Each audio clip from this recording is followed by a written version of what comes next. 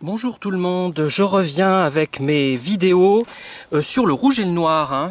Julien Sorel, le fameux pervers narcissique, héros du rouge et le noir. Et là, je vous présente en même temps un superbe pavot. Vous savez que j'avais déjà fait pas mal de vidéos sur mes pavots. Et là, c'est le deuxième à fleurir cette année.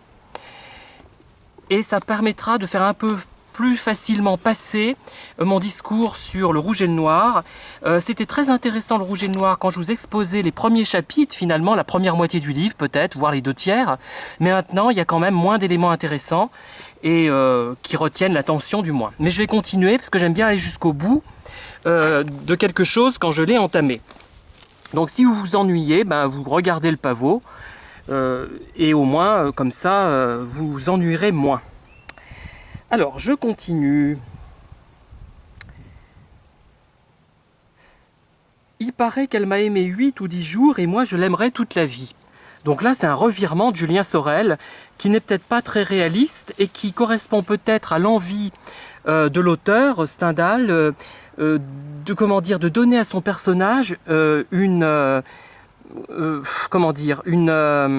image, une idée plus positive, puisqu'il est vraiment de tout au long du roman en train de mener la guerre contre la société, et il utilise pour cela des femmes. Et on se rend compte souvent qu'il est d'ailleurs plus amoureux des hommes que des femmes. Alors arrêtez de me dire qu'il n'y a pas d'homo chez Stendhal, ça va m'agacer. Et je suis prêt à en découdre avec les gens qui ne savent pas lire leurs ouvrages et qui pourtant réussissent des concours extrêmement difficiles comme l'agrégation. J'en ai connu quelques-uns comme ça, il faudrait qu'ils apprennent à lire.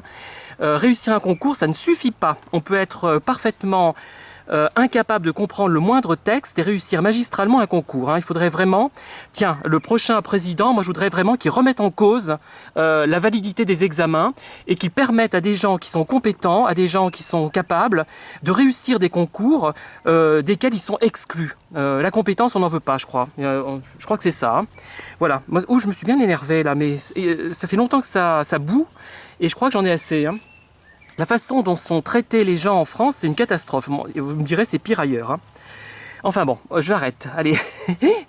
Les jouissances d'orgueil inondaient le cœur de Mathilde. Elle avait donc pu rompre à tout jamais, triompher si complètement d'un penchant si puissant, la rendait parfaitement heureuse.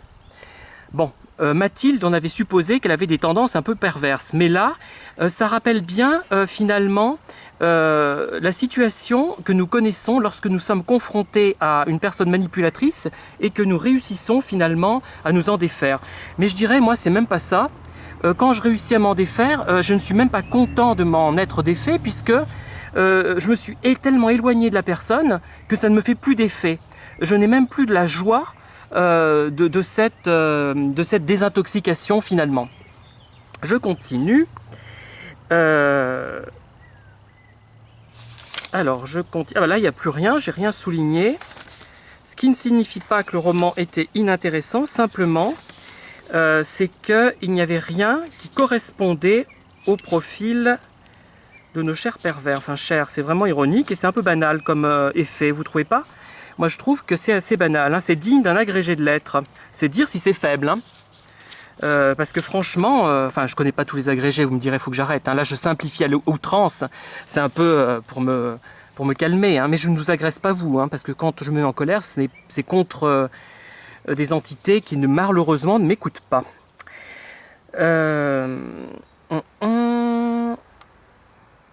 Non, il n'y a rien. Là, décidément, il n'y a plus rien. Je vais avoir fini. Et là, qu'est-ce que c'est? Ah, mais les personnages de Stendhal sont pas homo, Alors, écoutez ça.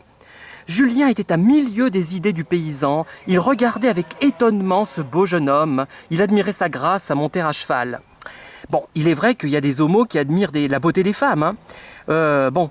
Mais là, quand même, il y a quelque chose d'un petit peu sensuel dans sa description, Mais Julien Sorel n'est pas homo, on le sait bien. Bon, je fais semblant de dire des bêtises. Je me défoule, là.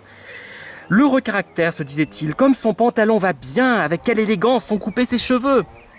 Hélas, si j'eusse été ainsi, peut-être qu'après m'avoir aimé 3 jours, elle ne m'eût pas pris en aversion.